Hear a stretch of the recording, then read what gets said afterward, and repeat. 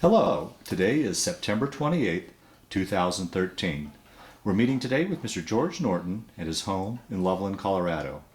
My name is Brad Hoops. I'm the interviewer for the Northern Colorado Veterans History Project. Welcome, George, and thanks for sitting down today to tell your story. Thank you. Let's start out, if we could. Tell us a little bit about yourself, your date of birth, where you're born, a little bit about your family. I was born in Topeka, Kansas, 7/7/25. I was adopted when I was I put 3 years in orphan's home, and then was adopted to a family in Smith Center, Kansas, that took all 4 of us kids in one family. Oh, so all 4 of your siblings went together? Adopted the same family. Oh, wonderful. And I was in the Smith Center when the World War II broke out. Well, let's talk a little bit before we jump ahead. There's always a couple questions I like to ask your generation. So there was 4 of you. Where did you fit in that order? I was oldest. Okay. And what did your folks do, or your dad do for a living? He worked for a rail packing company in Topeka. And my adopted dad was elevator. He run an elevator. There at Smith Center? Smith Center. Did you ever get to know your real parents later on? I've seen them once or twice. Is that right? Yeah.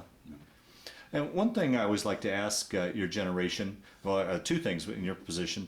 The first being, do you have much memory of it, and was your family much affected by the Great Depression? My adopted family was. Right, yeah. Now, my dad lost 68 or 70 head of cattle during Depression to begin with, because he had to feed them roots and thistles. They had ground them up and didn't grind them far enough, and killed all those cattle. So that started him on a downhill. And then where we lived, his dad had give all him and his brothers 160 acres of land when they left the house. And of course he had acquired more since then. But when the Depression come on, he couldn't get any water, no wells, and we had to buy water. And when I was adopted, it was just getting into where it was the worst. They adopted my baby brother and older sister first. And then they took my brother Randall, and then they got me last 3 years later. But when I got there, things had really, really turned bad. And so he was managing the elevator up there, and I'd go up part-time, when I was a kid. And then we'd work part-time on some of the farms around there, harvesting grain, stuff like that. And then... Well, during this time too, I don't know if you guys are too far east of it, but the Dust Bowl, were you affected by it? Oh yes, yeah. The fence rows piled up 2-3 feet with dirt, all the fence rows, and the hedge tree rows, and all piled up dirt there real thick. And then of course they had the dust storms. And when I left Kansas, there was no wildlife. In fact, about the only thing left was maybe a few bunnies and these real old jackrabbits, and you couldn't get within a quarter-mile of them. And no deer, nothing. And on my first leave, no, it was probably in the middle of war, or middle of my career. I come back to Kansas, and I thought it was one of the most beautiful states. They'd had a turnaround. I'd come back at a time just as the wheat was turning golden. Yeah. And then they told me, said, oh yeah, this is as bad as California here, that we're killing those deers on the road. I said, I can't believe this, because they didn't have deer at all, see? Yeah. And then rabbits, and they had real wildlife plenty up there, pheasant. And but it had made big change. Yeah. But of course it all happened after the war. Yeah, right. Yeah.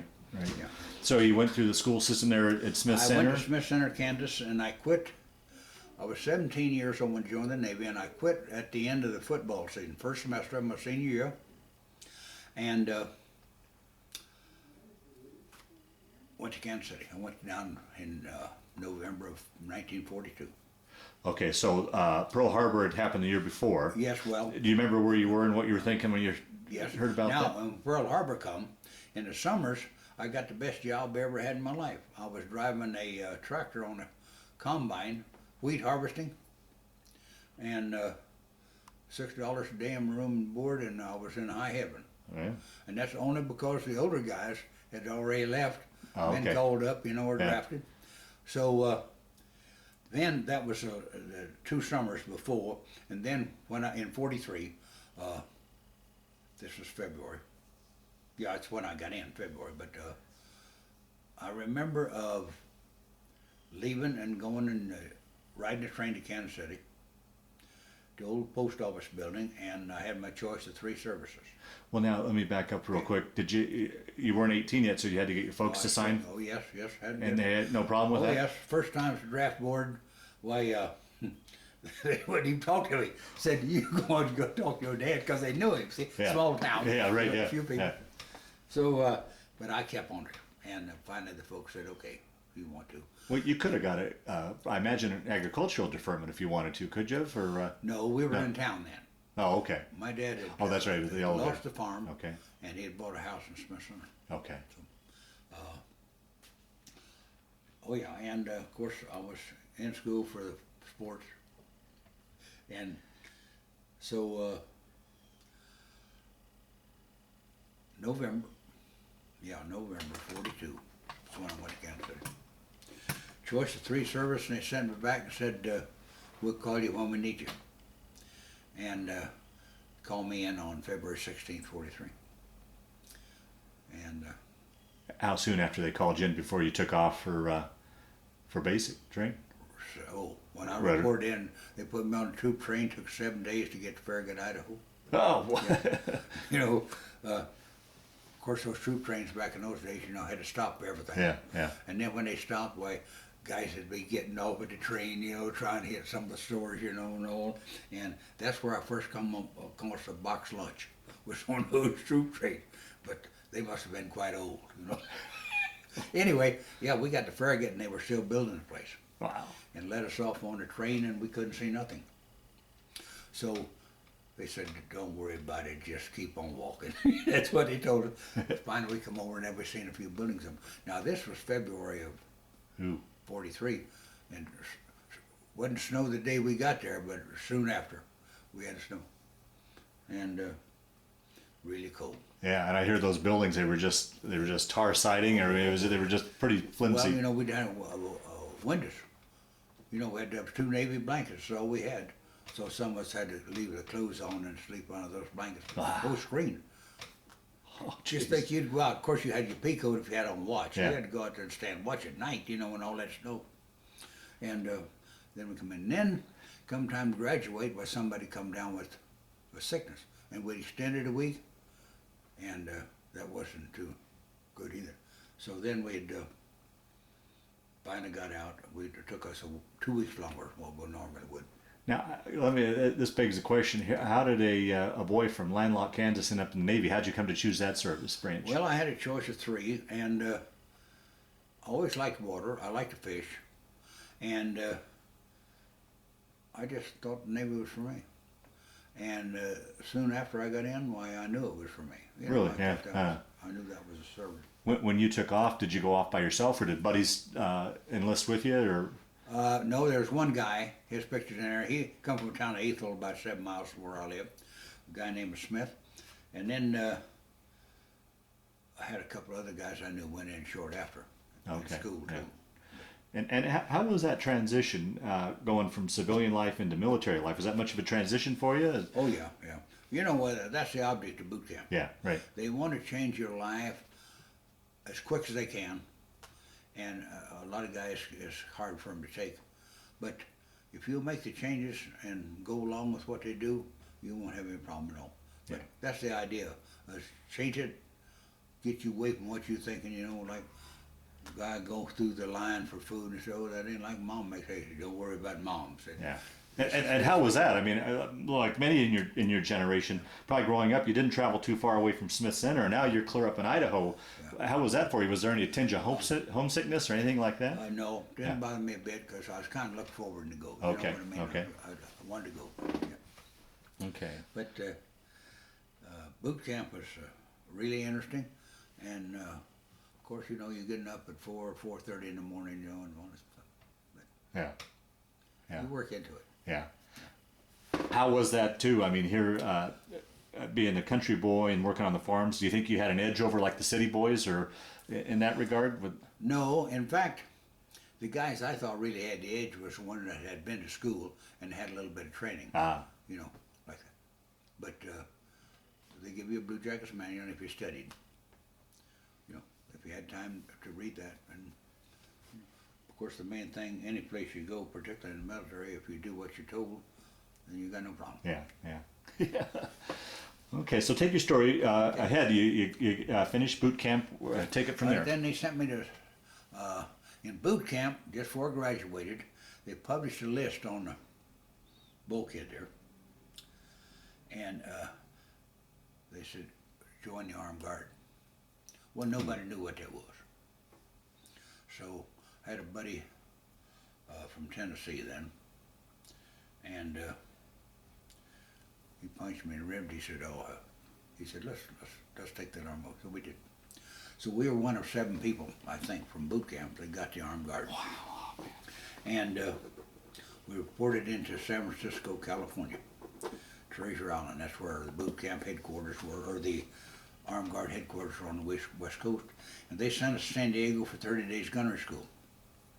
So we trained on some of the weapons and that we would need, and some we didn't have any use for, but we had 30 days of gunnery training, then went back to San Francisco and left the States on our first ship. Really? Oh, wow. And once again, that always begs the question. Once again, there's this landlocked boy from Kansas going to sea. How was that for you? Did you get your sea legs? Or Now, that was a little different there. Because it gets a little rough outside the Golden Gate. Yes, but our first trip out, we loaded what the armed guard is. Yeah, please explain that. Yeah. The armed guard are merchant ships, cargo ships, C3 hulls, some of them. Of course, they had all different. Then you've heard of the Kaiser coffin, where they made them in 30 days. Right. That's what these were. And cargo ships manned by merchant marine. We went on as the gun crew. And we usually manned 10 guns, but not all had them, because back in those days, some of the ships didn't have any guns. Some had 3 or 4, some just had a 50 caliber, some maybe just had a pistol. But anyways, when we first started, and of course, the armed guard had it worst on the East Coast. That's that Russian run where they had. Oh, right, yeah, right. Yeah, I remember convoys that read about over there, you know, that losing 40 ships out of 100 and some odd ship convoy. But anyway, the armed guard, we went aboard, and of course, there was probably a little animosity there between the Navy and the Merchant Marine to begin with, you know. But it worked out beautiful. And then, the latter part of the war, got to the point where we were so short-handed when we went into a battle area that we'd have to use Merchant Marine on some of the guns. You know, it was hot shellmen or ammo handler. I'm amazed at what I've read about the armed guard, just how dangerous of a position it was, and the casualties you took in comparison to the regular Navy was. Well, yeah, they did. Out of 144,000, there was quite a few. But it turned out to be real good, because that Merchant Marines, they eat good. Probably the biggest thing there that we give thought to sometimes, and we shouldn't have because it's war, but was the difference in the pay. You know, Merchant Marines, you know, they signed contracts, and they make them probably 20 times more than we were. Oh, really? Oh, geez. And then they got in the war zone. And they got war pay, yeah. Oh, of course. Now, I don't know for sure, Brad, on this, but some bombs, depending on how close, they got so much for each one, depending on how close the ship comes. Of course, when you're in the military, you know, don't make any difference. Yeah, right, exactly. So, but anyway, now I wasn't on this ship, but one time there was a merchant ship that was going down. The captain and all the crew had abandoned ship, left nobody on there but the sailors. The sailors saved that ship, got it back up, and first thing you know, here come the captain and all the merchantmen back aboard the ship. And from then on, you know, Navy wasn't too bad to But yeah, the armed guard turned out to be real nice, and ate good, you got it served to you too, and you know, real fun. Yeah. So how was it?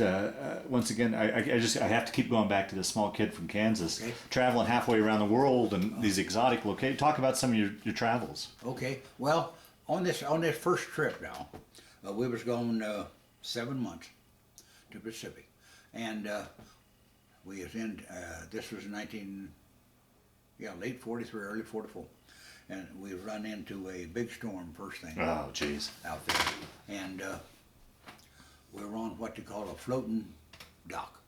In other words, this is those watertight tanks that they seal together, bolt together, and we pulled into one of them one night, and a storm come up, and the next morning we found ourselves floating out about 500 feet or 1,000 yards from the thing, but we had some of the barges, still with it. Yeah, that's one of the first things that I'm probably a little apprehensive about, Brad, was boatswain mate, who was a merchant marine. And here I'm seaman first. And I don't remember whether I was on watch your time or not, but anyway, I remember I was in undress blues, which when the war first started, merchantmen in the Navy, they always seemed to keep the Navy uniform, but that one got more lax as the war went on, you know. But anyway, he says, "You see that fire axe up on the bulkhead there?" I said, "Yes, sir." He says, "Now, you don't do anything right now," but he says, "if you see me signal from up here," he said, "I want you to take that fire axe and cut that mooring line." See, because we was still tied up to some of those barges. And that's the last job I had there during that storm. And I guess if it hadn't come and got me, I'd still been there. But anyway, we finally got moved back in, squared away, and got away. But other than that storm, we were on lookouts. I started out, first ship I had was on the 8 to 12, and then I went on the 12 to 4, and ended up best watch of all was 4 to 8. And I seen something in there about the President Roosevelt. I was on watch on the fantail of my first ship on the 4 to 8 watch in the morning, and this was about 4:15, 4:30. Oh, by the way, I was on the fantail and knew at night the phosphorus in the water with the fantail going down and the spinning of the screw. You're looking at the phosphorus in the water. I remember that. It was real dark. Of course, you know we had blackouts throughout the ship. You know, no lights. We was on sound-powered phones, and it come over the sound-powered phone that the FD had died. Wow. Yeah, I remember that.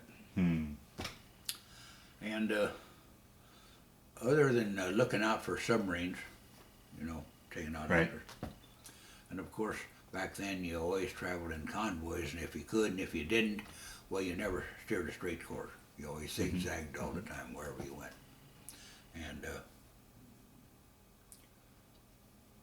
second trip. Now, where'd that first trip take you? Where were we? Okay, we went to, well, past Hawaii, but we went to Christmas Islands, Guam, Saipan, and just hit several islands with cargo. Okay. But to get back to the first, when we departed the station the first time, our first trip, we was loaded about halfway. You talk about being apprehensive. We went up to British Columbia, and on up the river there's a little town called New Westminster, and mainly for cargo, and it was for lumber. But I thought this was going to put it inside, you know. And this was my first experience with this. They started loading cargo on the main deck, tanks and jeeps and all this stuff, you know. And then they built a catwalk from aft to the bow, and it was up, well, I'll tell you, first time I seen it, I thought it was 100 foot. But when you're on that catwalk going to the bow at night, or you get to the edge and you look over the ship, and then, of course, the ship is loaded, so it's a little low in the water. But here you're up on this catwalk way up above the ship, and you say, well, and that's when I first gave it some thought about being on that ship. Yeah, right now. Hey, a little scary out here. And then you had to hang on to the railing Yeah. to get where you wanted to go. Yeah, It was yeah. just darkest. Oh, man. And never had any trouble though steaming.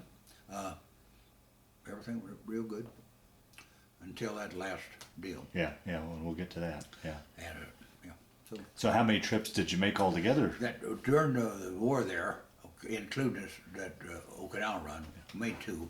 First 7 and one's 8. Okay. Yeah, and then of course you got a few weeks in port Yeah. in between.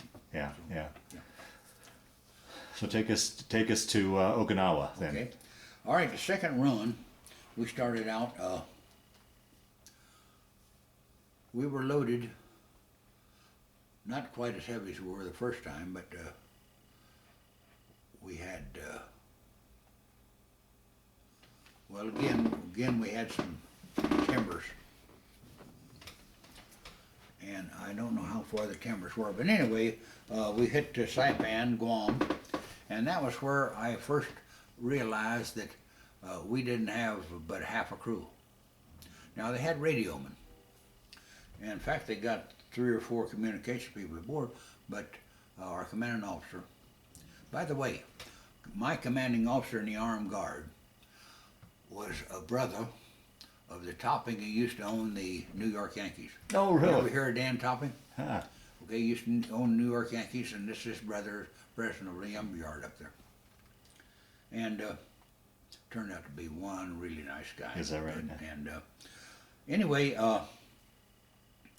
Guam, Saipan, and all, and then of course they radioed for more people. And that was when our first time on our ship, we'd heard it before, but where we had to use merchantmen for hot shellmen and, handle ammo and stuff like that. So anyway, we had heard about the suicide planes before we pulled into the harbor. And we pulled into the harbor of Okinawa on the 10th of May, 1945. And I have a brochure I'd just like to give to you. And I'll only cover it lightly. Here's all the action I saw in that 18 days. Oh, wow. But I'll just cover the highlights. But other than being raided, and then of course on the 28th day, about 8 o'clock while we got hit.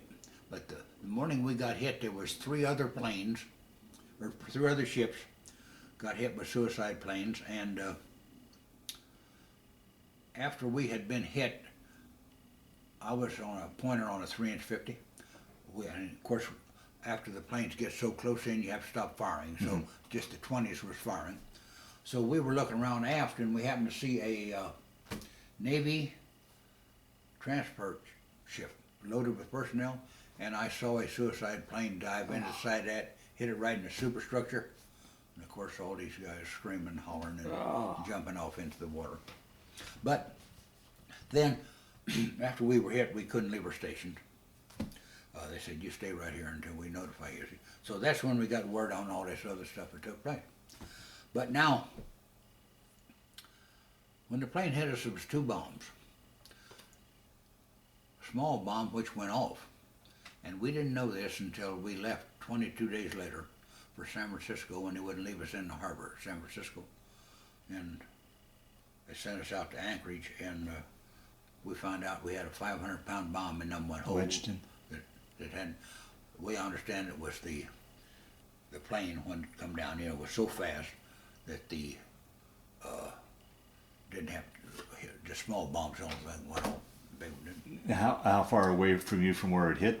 Were you from? Well, I was on the aft part, and it hit up the bow. Oh, okay. It hit up All right. number 1 hole in the bow. Oh, okay. And yeah, we had 5 holes, 3 forward and 2 aft, and we was about half done with that. And now here's a little anecdote that in about 2001, I received a letter in the mail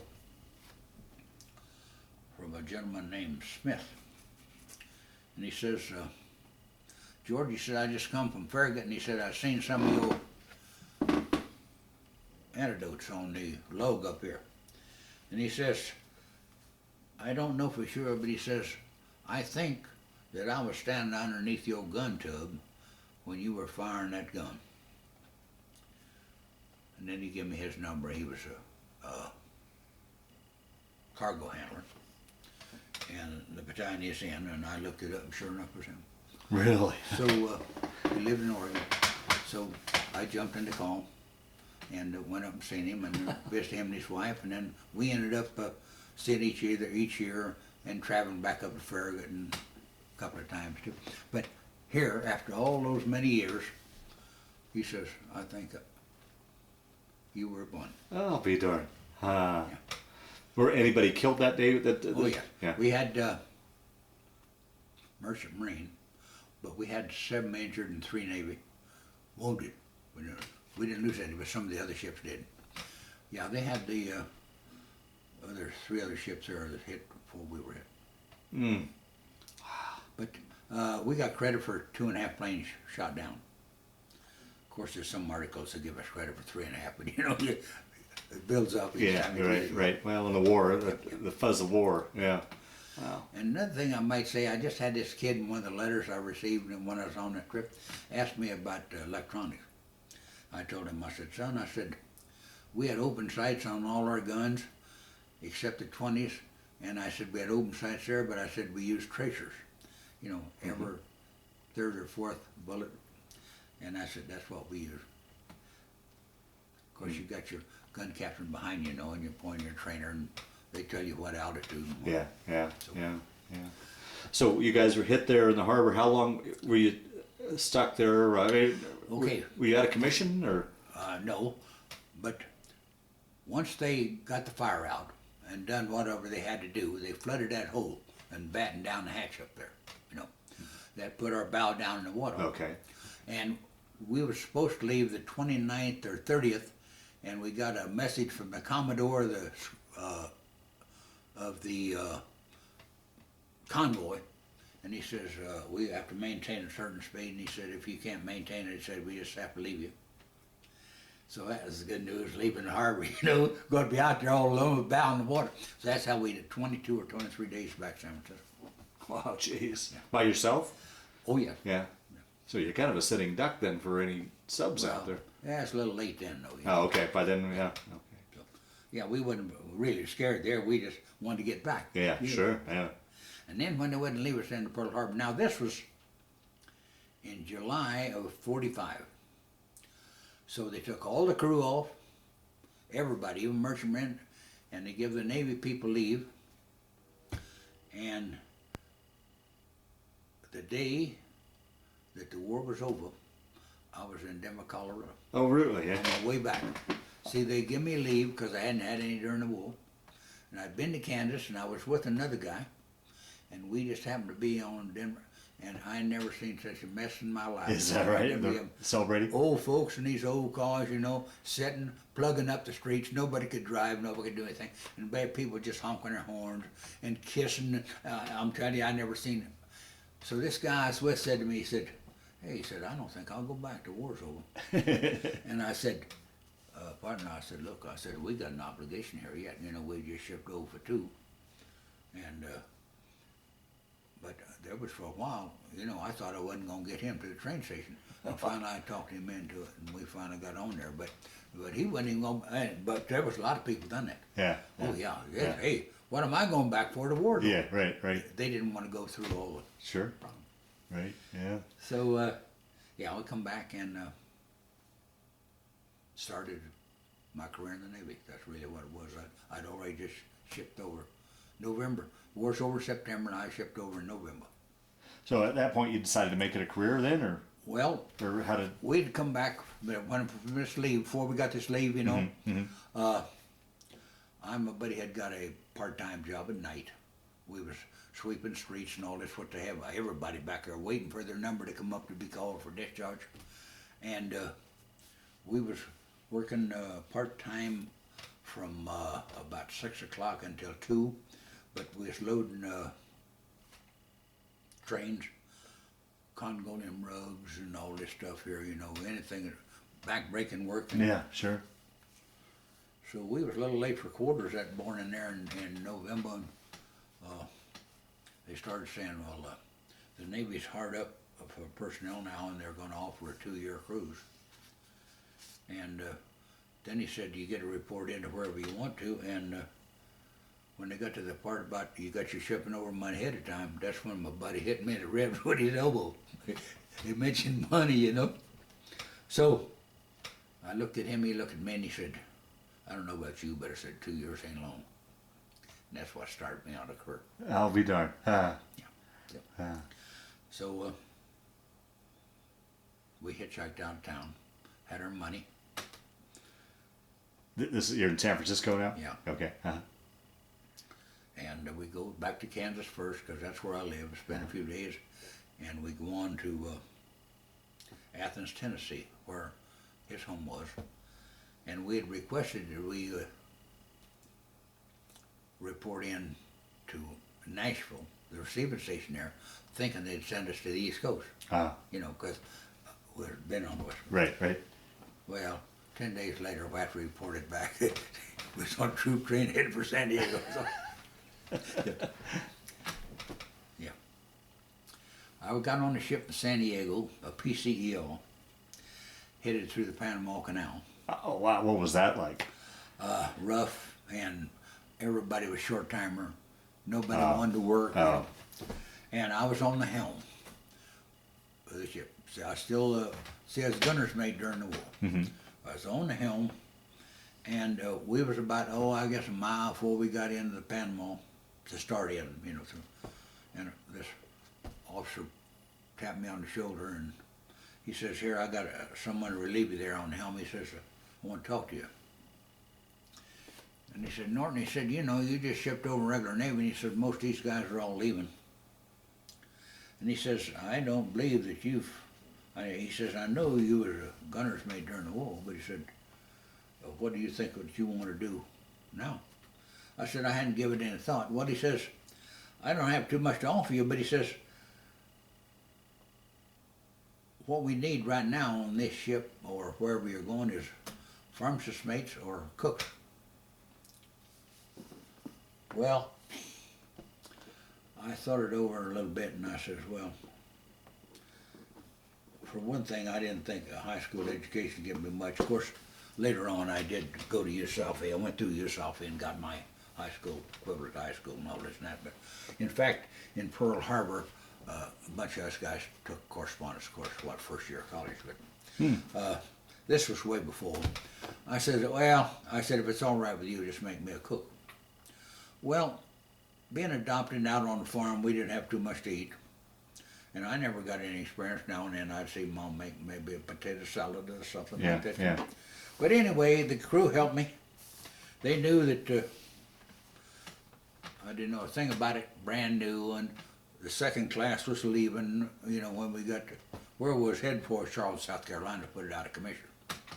Knew this getting off and out of service. And so I later found out when we got to Florida that didn't care what those guys eat as long as they had ice cream.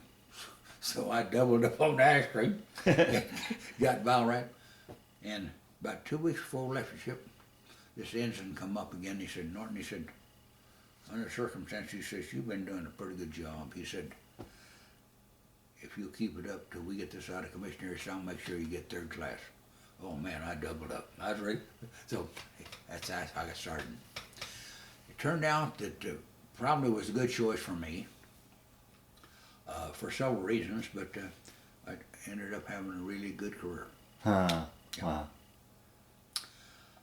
My last billet in the Navy, Twilight they call it, you know, the last two, I went in as a assistant food service officer at NTC, the station in California, and this commander picked me, E9, to be his assistant. Wow. So I thought that's pretty good. Yeah, absolutely. Yeah.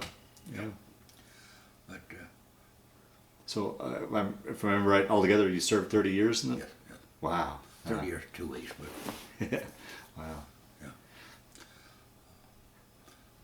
So going through your career, then did you have any tours over during the Korean War or the Vietnam War? Or?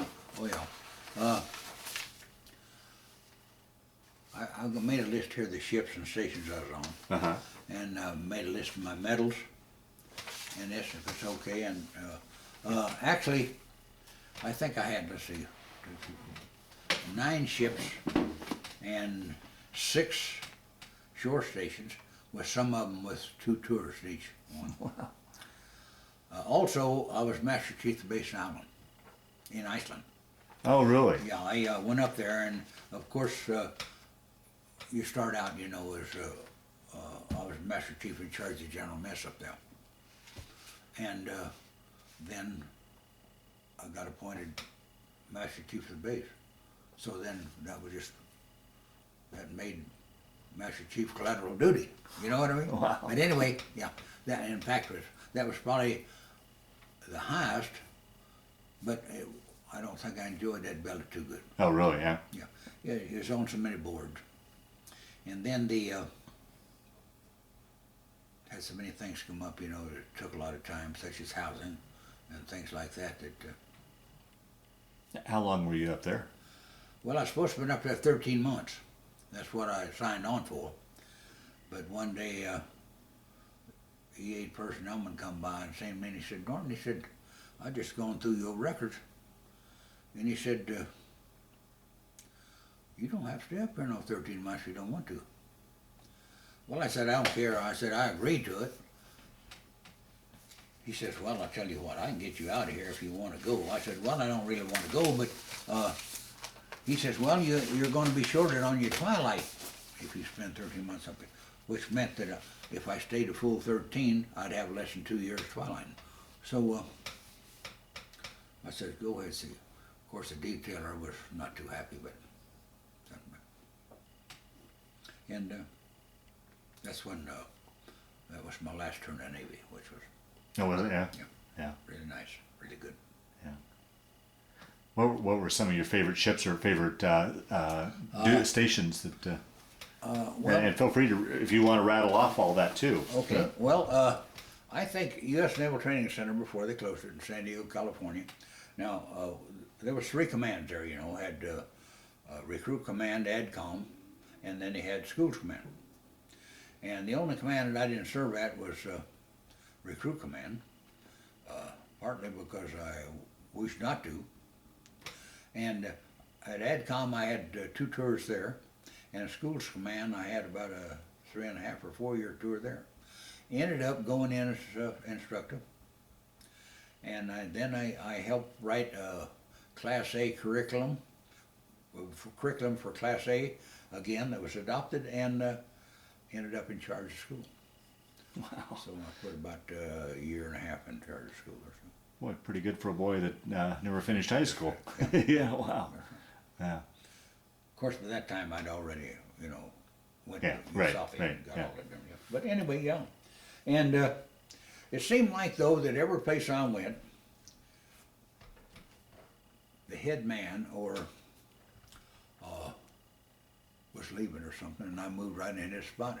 And I probably didn't rate it, but they put me there, and I was able to do the job and kept it.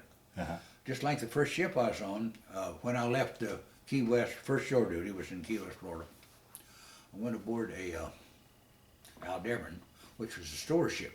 You carried stores and transferred to the fleet, you know. We was catching the 6th Fleet over on the East Coast. And went aboard there, and they had 3 chiefs. It wasn't enough work for 1 chief, but anyway, this one chief said to me, Norton, he said, you got any experience on this paperwork? I said, no, very little. I just come from Key West, and I had just got experience with a larger mess, you know, being on that ship. Mm-hmm. Mm-hmm. And he says, well, I'm going to show you. Well, it wasn't 2 weeks after I was on there, I had to go into his bunk to get him to sign the papers. And first thing you know, I was doing all this paperwork by hand, daily, and running the mess. So that's how things worked out for me just about every place I go. So then one of my best buddies in the Navy, a guy named Williamson, we were on sister ships together in Vietnam. He had the mess on the Arlington and I on the Annapolis, which was communication ships, you know, baby flat tops. Mm. But anyway, it seemed like every place I was, and NCC is one of them, and then, of course that Annapolis berth was on another ship, but he followed me, he'd move right in and it'd work out, and I'd just recommend him for my job, and every place we were, well, he'd take my job and I'd go home. But, you know, but it seemed like I was pretty lucky that way. working myself up a ladder. Yeah, So, yeah. yeah, really good. I was on a couple of LSTs in '46 already that they sold to the Venezuelan government.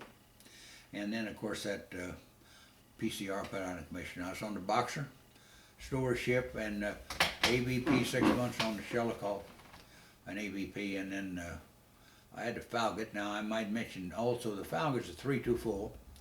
A DER is a Destroyer Escort Rescue radar. But anyway, in the early 60s, we were on picket duty up off the coast of Alaska. They had what they call, I forget what they called, a circle of planes 24 hours a day, circled up there all around the tip of Russia and all this and that.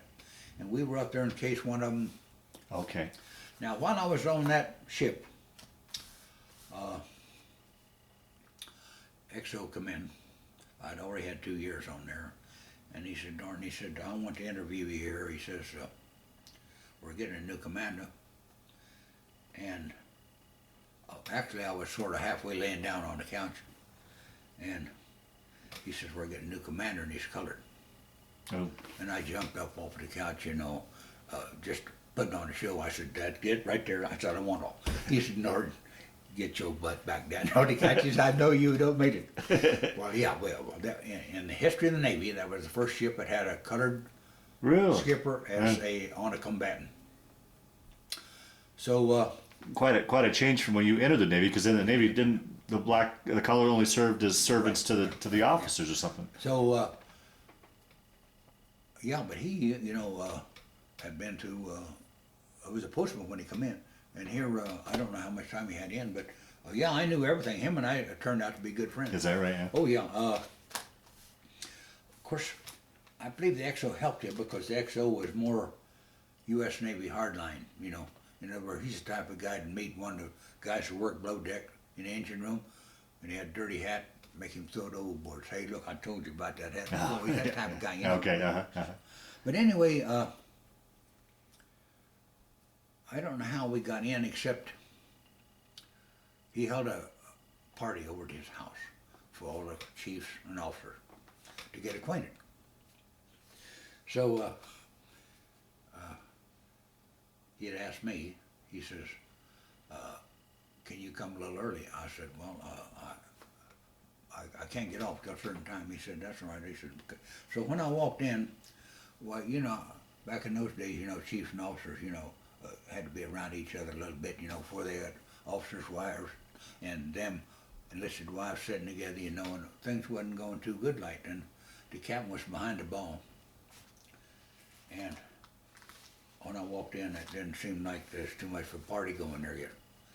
So I said, Captain, I said, if it's okay, I think I'll just relieve you of this bartender. He said, okay, on one condition, that he had something, I think that's a little corn liquor is what it was. He said, you have a drink with me first. I said, okay. So I had a drink, and wasn't 30 minutes later, that party going good. Along about 11:30, 11:45 at night, he had all those junior officers scouring the officer country out there trying to find more booze. But anyway, got acquainted. A couple of days later, he said, do you think everybody had a good time at the party? I said, outstanding party, Captain. And I should tell you something else on that ship. We went through atomic tests. I'm also a atomic veteran. Wow. We were Johnson Island. Wow. And of course, it's old history now, but they had one of the above water atomic tests out there, and we were one of them. Oh, wow. And he was the skipper. So. And you experienced the detonation? I mean, could you? Oh yeah, yeah. Now, what it wasn't supposed to. They had this dosimeter hanging on you. You know what I mean? You're supposed to pick it up, but you know, not the first time I'd ever. But anyway, a DER is built so that the aft superstructure ends right back to the CPO quarters. In fact, there's a hatch there. In fact, even before the test, I used to come back on the right back outside that hatch there and jog in place. That's how I got my exercise, right out of the chief's quarters there, jogging in place. So right after to blast. We knew it, and we had our glasses, you know, we had them special glasses. Another chief and I stuck our head out that hatch around, and we seen all those clouds mushroom way up there. You know, Oh man! Wow. but we just stayed long. We got back inside, but that never happened to us. Really? Now, how about any idea on the rest of the ship as far as No. cases of cancer or anything? Throughout. Really? Oh, okay. Now, later on, speaking of that, I think VA just passed some new arrangements on this Agent Orange, and I might qualify for that, seeing how I was in Vietnam, you know, and checking. Oh yeah. So How would you have been exposed to Agent Orange then? What? in Vietnam. Yeah. Okay, now they passed that where some ships up there in certain areas. You're that close to Eligible. you were that close to the coast Yeah, then? Oh, really? Oh yeah, communication ship. Oh, okay. Yeah. So I will check into that later. But Yeah. I have no hopes, but what the heck. Yeah. Sure. Yeah. So when I left that ship, went back shore duty, yeah.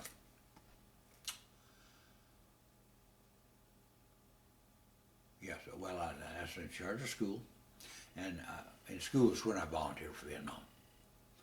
And when I left there, they had originally sent me orders to a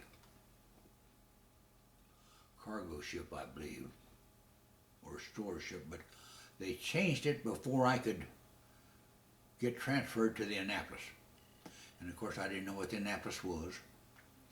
And I had to go aboard there, and they didn't have any, needed all new upkeep, new paint, new everything. It looked like it had just been gone back in commission. Had all that red paint that they put to secure these paints with, or ships with. And I was on there 13 months in the ship for another tour in Vietnam. But anyway, to get back to the ship, I guess I'd been on there a couple of months, and the captain called me on the phone. I was sitting in the lieutenant's office there in his supply office. He just sipped glass from me. And I don't know why, because I did. I ran to him up on the hangar deck. Sometime we'd go up and run in the mornings, you know, and stuff like that. Mm-hmm. So he'd run too. But he says, I heard through the grapevine that you'd like to convert this ship to plate service. And I had already discussed it with the supply officer. I wanted to go to all these new fancy plastic fold-up tables and all this stuff, you know, when we got it redone. And I said, yeah, that's right, Captain. I said, I would. I said, I don't believe it's rough enough on this ship here. I said, we could get some holders and containers.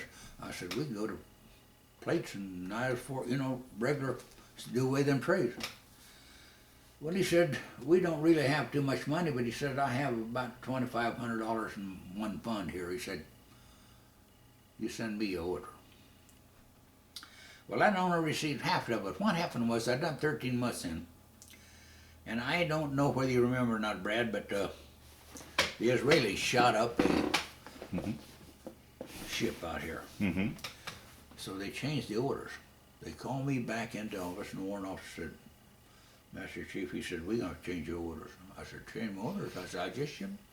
He says, well, they're going to change the ship's orders. You ship for the area. I said, okay.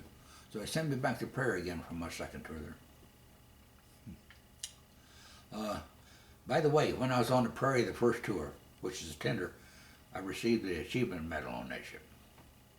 You're talking about how you... Above and beyond, that's working more than what was really happening. Okay. Yeah.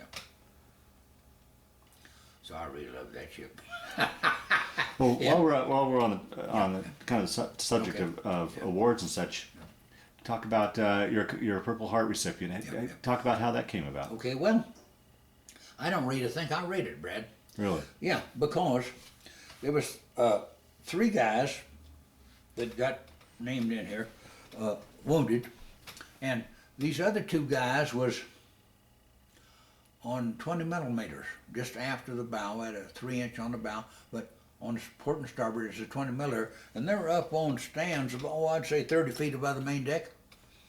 And they got blowed clear out of both those guns down to the main deck.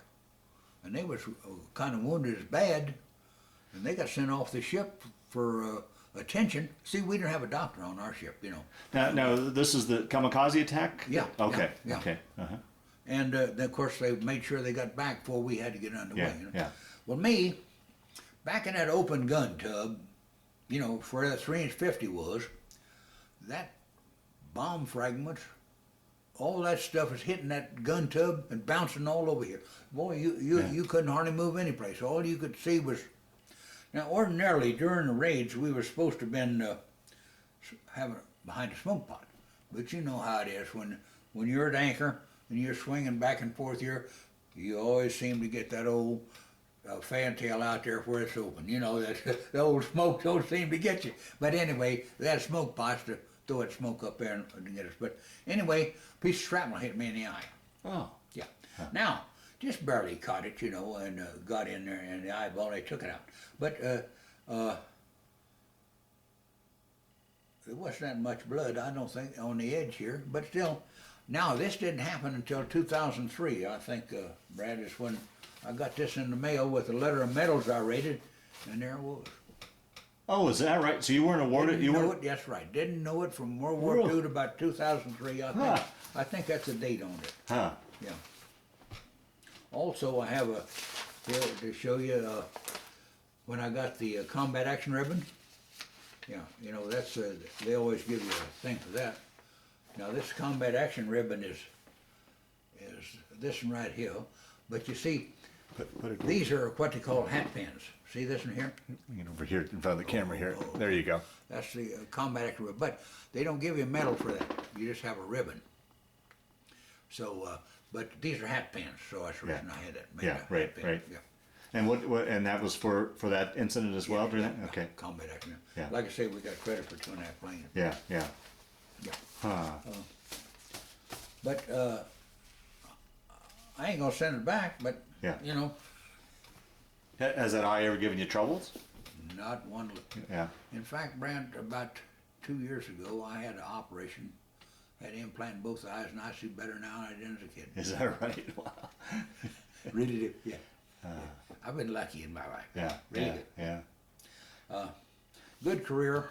Now you talked about, speaking of that career, you talked about World War II and Vietnam. Did you ever get into the Korean conflict at all, or were you? I was on shore during that war. Okay. You see, that was happening during the period of service. I was in the service, you see.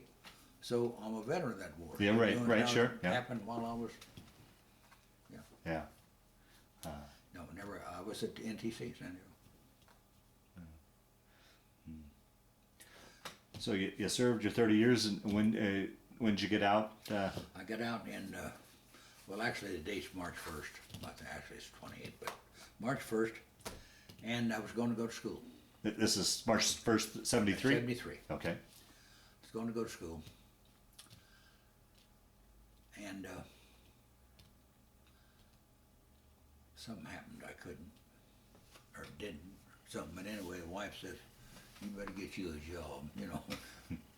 First time, you know, this is 1973.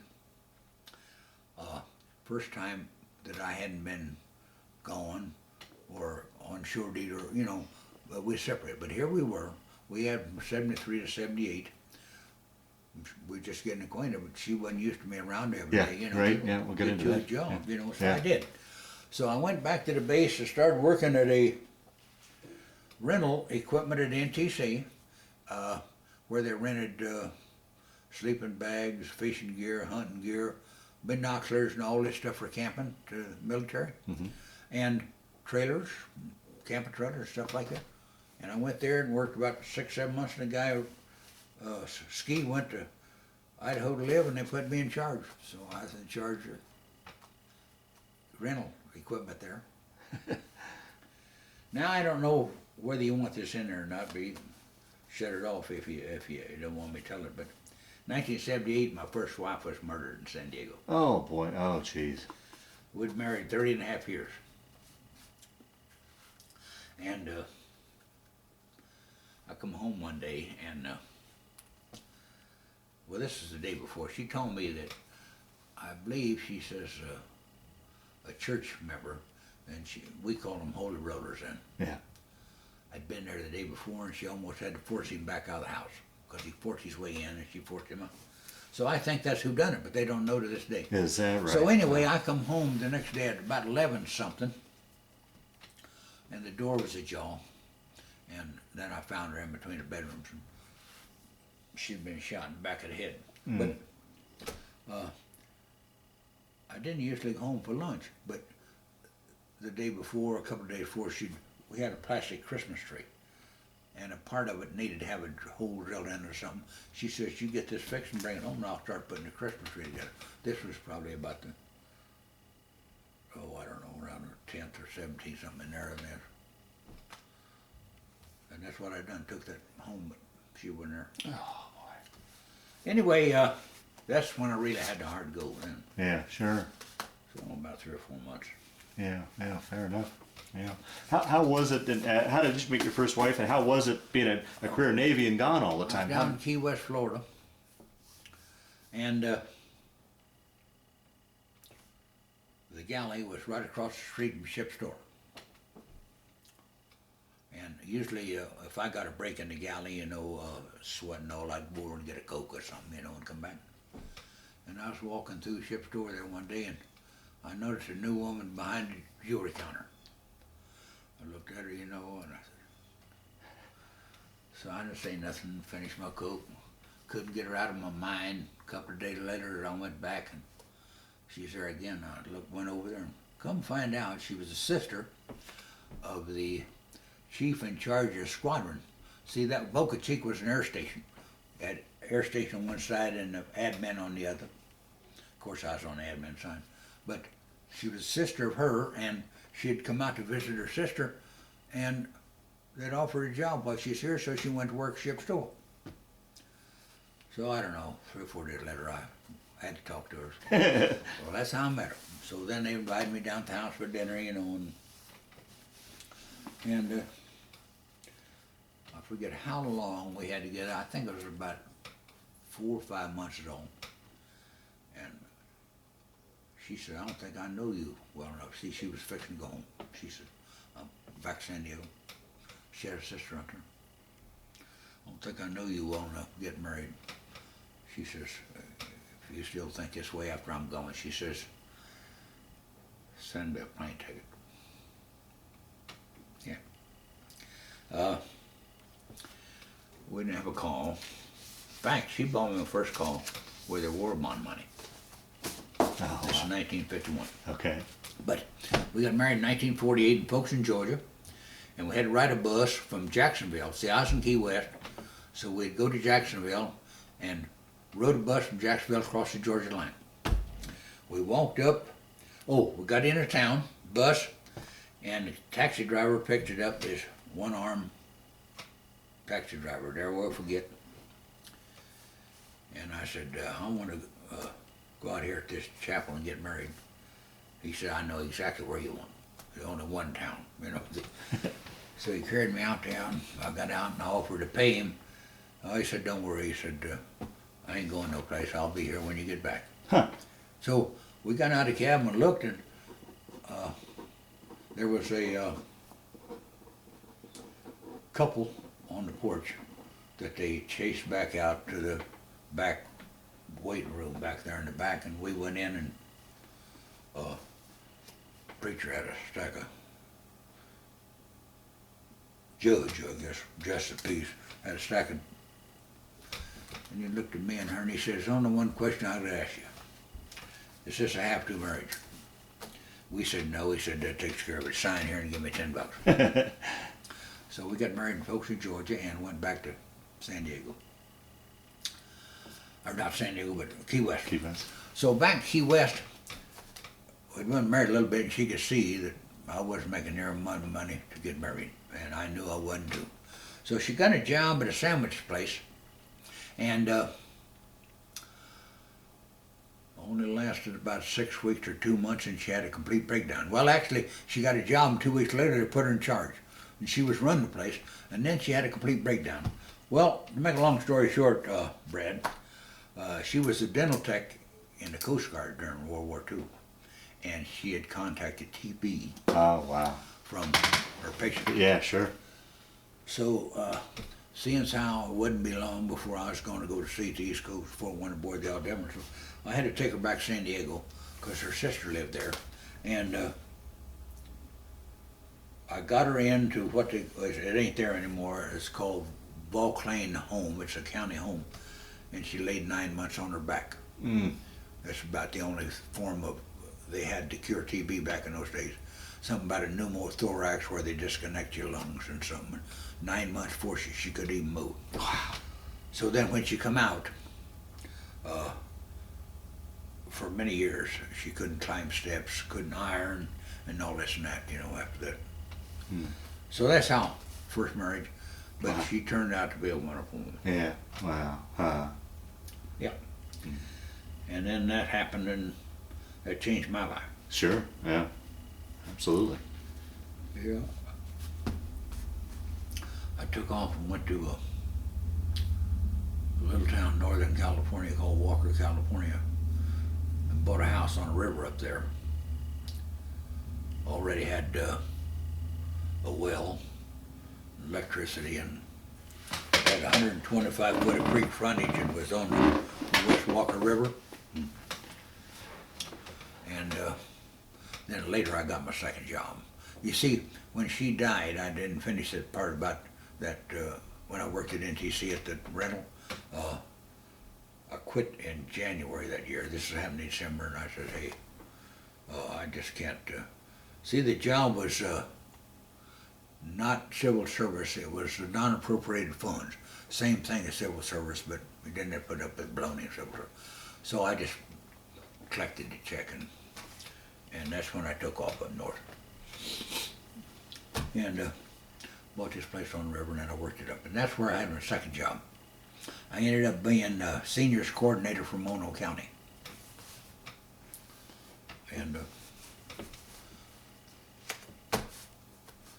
I helped establish a bus route from Bishop, California, all the way to Nevada, and an escort service in there while I was in that position up there.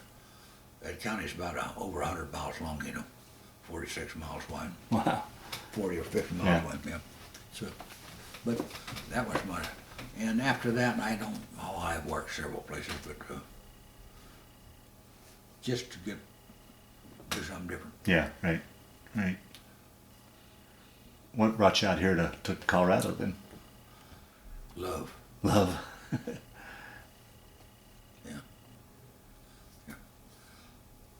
Yeah, she's, Donna is so great, so nice. I've been here about, a little less than 2 years ago. Oh, is it? Oh, okay. Yeah. Oh. But see here, she had a house in Fort Collins, and she had sold it, and we was moving all down. This is just part of it here now, Uh-huh. Some's in storage, and we're just getting situated here now in this house.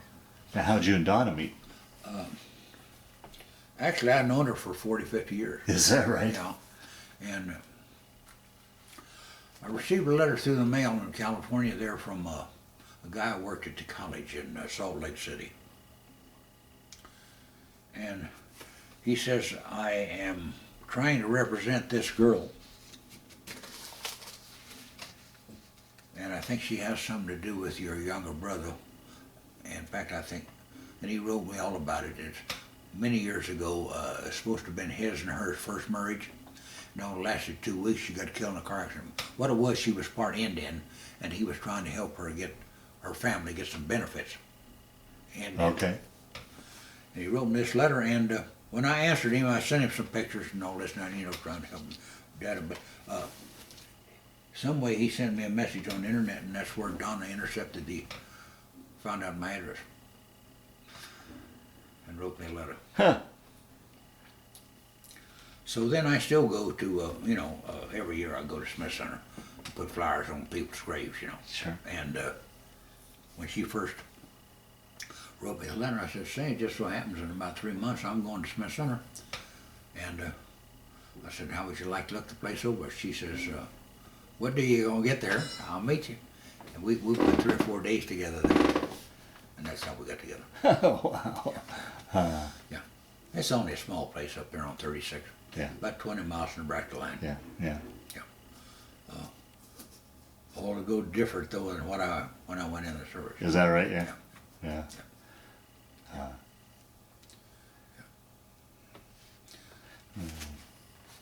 I have a thing here if you want to take this with you. Yeah, I will. And I it's in definitely this, will. Well, as it's George word for word. Oh, okay. Oh no, go ahead. It's word for word, and then names of the planes and the battles and Oh, the okay. time and everything.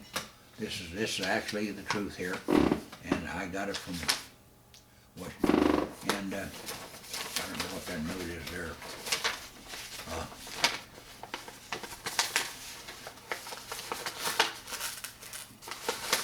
Oh, okay. There's something I added on here about that ship.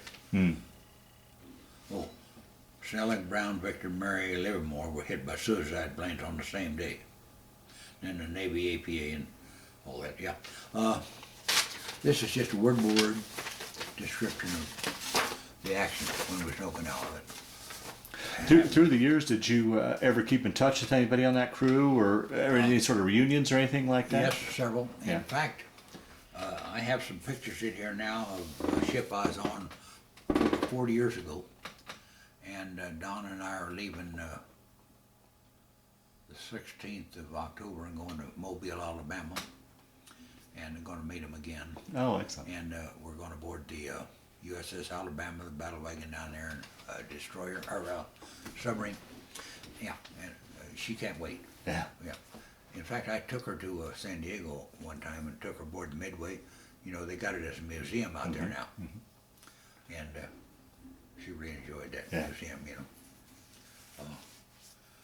She can't, it's kind of hard for her to get used to this Navy life. Yeah, sure. Yeah, we're going back there, and like I say, Williamson, he's pretty well out of it now, which is a buddy of mine, and of course I knew a guy in Texas, reserve. You know, when you go in the Navy as a reserve, you're mixed in with a lot of guys older than you. You know, you got real young guys, and then you got older, and some of them really look after you, and, you know, try to guide you. Really good. But overall, my Navy career, I'd do it again in a minute. Is that right? Yeah. Was happy to be there. Yeah. And a lot of good things happened to me, and I think I benefited it. Most of every place I was, seemed to benefit. Well, that's one of the last questions I always like to ask with these interviews is, how did your experience, not only World War II but over a 30-year span, how did that affect, change, play a role in your life? And the second part of that question is, or did it? It was just a chapter in your life. Obviously, it wasn't. How would you describe that? Well, you know, the performance you do on one station, they know when you go to another. They know pretty much who they're getting. Well, they didn't used to, but anymore, you know, they pretty much know what they're getting for you. So you have your records there, you know, and all this and that, but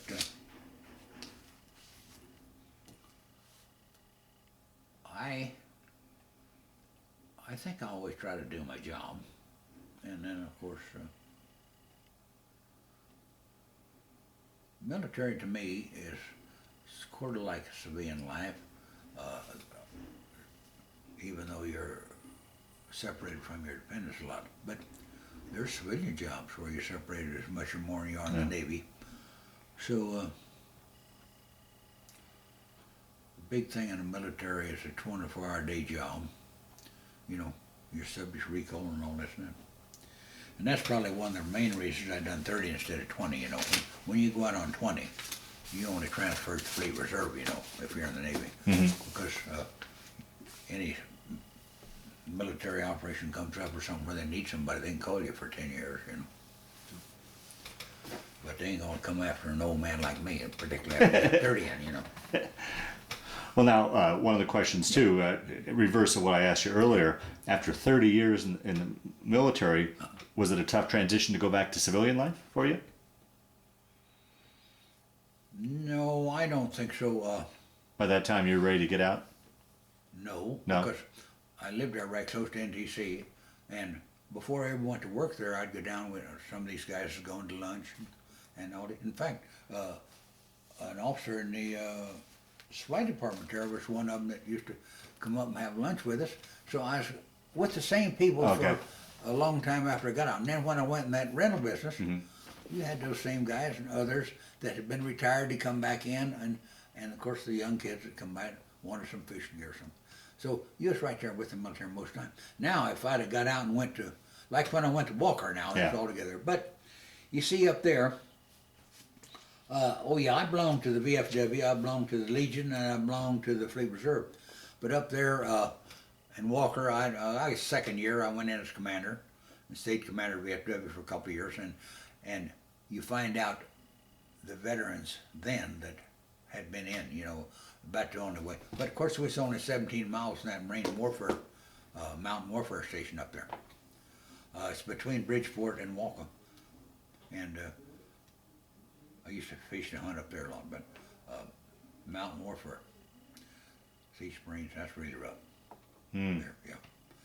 And but I didn't find it hard at all because first off, first few years I was always around Yeah, right. people I was with. Yeah, kind of transitioned to that a little bit then. Yeah. Probably the first time I experienced people working for me that wasn't in the military, I had to stop and think a couple of times. Okay. Uh-huh. Now, a lot of difference, you know, working people in the military and in the military you have a job to do. You don't want no ifs, ands, or buts. You get the job done, you do it as quick as you can. And in the military, if somebody didn't do his job, I held him a knife and give him school. Now you can't do that in civilian life, right? Yeah. You can't say, hey buddy, gonna save you some money tonight. You ain't gonna get a couple of beers till later. Yeah, right, yeah. Show you a little school. You know? Yeah. Yeah, I say, I don't believe I've schooled you right. You need a couple hours. Yeah, you can do that. But so that was a little bit there that when you're trying to get a job done out here, not to get off the beaten path, but you know, these guys are still in my house. I'd already fired one of them a week ago. You know, and so, but it's a good thing I ain't doing it. Yeah, right. No, it's, Yeah. no, Brad, it's, I just think that military, the camaraderie and all that is, Yeah. was for me.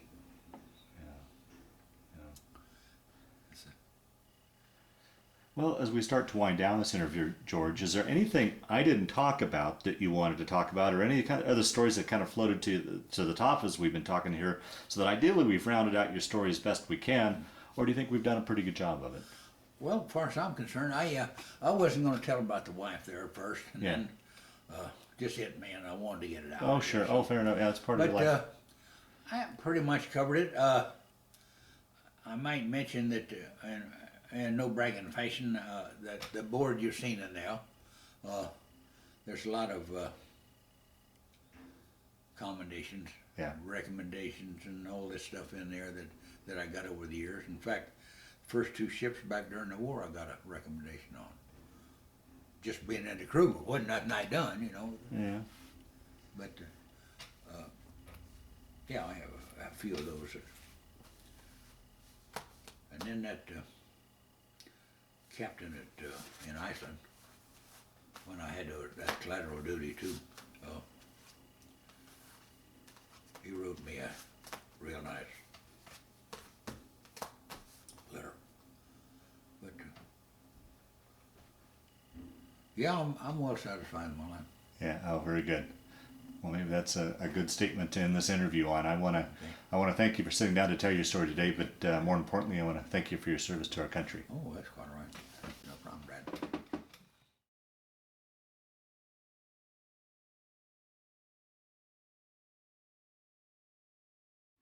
First picture taken in the Navy uniform.